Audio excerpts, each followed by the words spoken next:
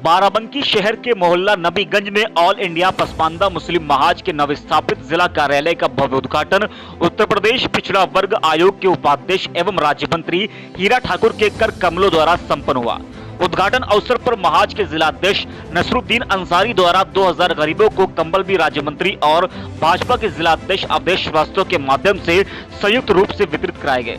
कार्यक्रम में राज्य मंत्री हीरा ठाकुर ने कहा कि भाजपा का कोई भी कार्यकर्ता या नेता अगर भाजपा का है तो वो कभी हिंदू मुस्लिम की बात नहीं करेगा। अगर वो हिंदू मुस्लिम की बात करता है तो वो भाजपा का कार्यकर्ता या नेता नहीं हो सकता है। उन्होंने कहा कि पिछड़ा वर्ग की कुल 82% आबादी का बड़ा हिस्सा भाजपा सरकार की उपलब्धियों का कायल है।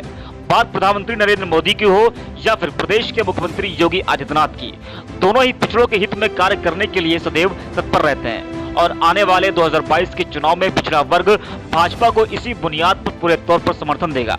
उन्होंने महाज के जिलाध्यक्ष को कार्यालय स्थापना की दिली मुबारकबाद देते हुए कहा कि उनका सहयोग सदैव ही इस संगठन के साथ है। जब भी आवश्यकता हो वो उनसे संपर्क कर सकते हैं। कार्यक्रम में जिलाध्यक्ष नसरुद्दीन ने आए हुए सभी अतिथियों का स्वागत करते हुए अपने संबोधन में कहा कि पिछड़ों को भाजपा सरकार से बहुत उम्मीदें हैं।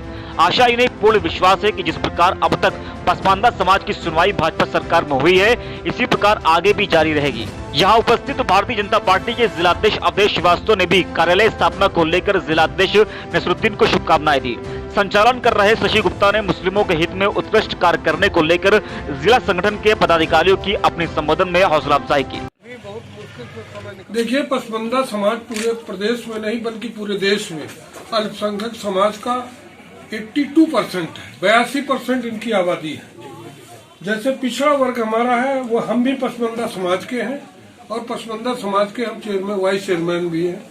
और मुझे आज ऐसा लगा कि पूरे हिंदुस्तान में पसमानदा समाज ने मन बना लिया है कि भारतीय जनता पार्टी और भाई नरेंद्र मोदी और उत्तर प्रदेश में योगी के हाथ हम मजबूत करेंगे और 2022 का जो चुनाव होगा उसमें तो अच्छा रिजल्ट आएगा। अभी पंचायत के चुनाव में भी ये पसमानदा समाज बड़े पैमाने पर जुड़ करके ये भारतीय जनता पार्टी के समर्थित उम्मीदवारों को जिताने का काम करेगा। जैसा कि जिलाध्यक्ष जी हमारे बैठे हैं श्रीवास्तव जी, इनका एक बड़ा योगदान है और मुझे ऐसा लगा कि मैंने थोड़ी देर की, मुझे बहुत पहले पसमानदा समाज के अंदर जाना चाहिए था ताकि इनका हौसला और बढ़ता। और आज ये खुल करके जिस आपको बताया कि कम से कम 2000 लोग समाज के लोग बैठे थे पसमानदा समाज के और इन्होंने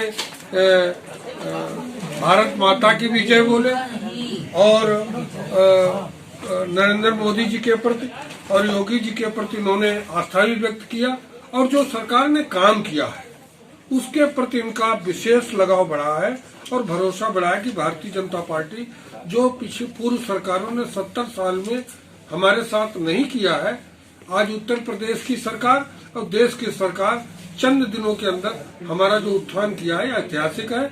और इसी उम्मीद के साथ वो हमारे साथ है कि हम उनके साथ उनका काम भी करेंगे और वो हमारे साथ रहेंगे भी, ऐसा उन्होंने भरोसा दिया। क्या आश्वासन देंगे आप पार्टी की तरफ से?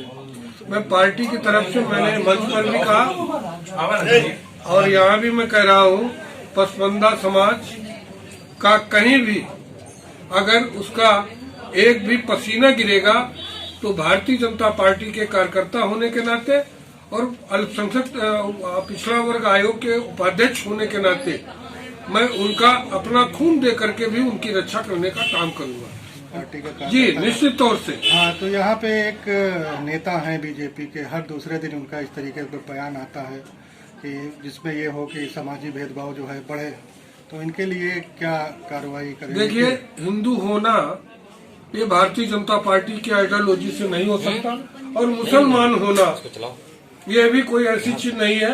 ये इसमें हर समाज में कुछ न कुछ ऐसे लोग होते हैं जो गलत तरीके के बयानबाजी करते हैं और एक अच्छे नेता और अच्छी पार्टी की छवि खराब करते हैं। जैसे मैं आपको एक उदाहरण तौर बताऊं, अभी ये वैक्सीन आई है कोरोना की, पूरे देश के स्वागत किया, पूरी दुनिया के लोगों ने भारत का सम्मान वैज्ञानिकों का और डॉक्टरों का किया, लेकिन हमारे उत्तर प्रदेश के जो पूर्व मुख्यमंत्री हैं उन्होंने कहा ये भारतीय जनता पार्टी की, इसको हम नहीं वैक्सीन को लगवाएंगे। उनके एक विधायक ने कहा कि जो वैक्सीन को लगवाएगा वो शब्द मैं नहीं कहना चाहता हूँ कि उसके बच्चे नहीं पैदा होंगे, वो नपुंसक हो जाएगा। मैं तो चाहता हूं कि ऐसे मुख्यमंत्री जी पूर्व हैं, इनको खुद ही माफी मांगना चाहिए और उनके विधायकों को दल से निकालना चाहिए। ये जनता के अंदर भ्रम पैदा करते हैं, और अगर वो ऐसा नहीं कहेंगे और माफी नहीं मांगेंगे तो 22 के चुनाव में उनकी वास्तविक समाजवादी पार्टी की नसबंदी ही हो जाएगी, क्योंकि जनता ऐसे भ्रम को पालना नहीं चाहती है। और पूरे देश में स्वागत हो रहा है और सभी वर्ग के लोग अब अपना जिसका नंबर आ रहा है वो शौक से जा रहा है। हम तो चाहते हैं जितना जल्दी हो हमको वैक्सीन लग जाए और इस कोरोना से मुक्ति मिले। नहीं, जो अपनी पार्टी के लोग हैं, आपने कहा वो तो चलिए उनकी पार्टी काम है वो करेंगे ही। आपकी पार्टी के लोग जो ये कर रहे हैं उनके ऊपर क्या? देखिए, भारतीय जनता पार्टी का कोई भी कार्यकर्ता ऐसी भाषा नहीं बोलता है। हो सकता है कुछ लोग बोलने में वो घुमा करके कुछ और बोलना चाहे, कुछ और भी हो सकता है, मुझे इसकी जानकारी नहीं है।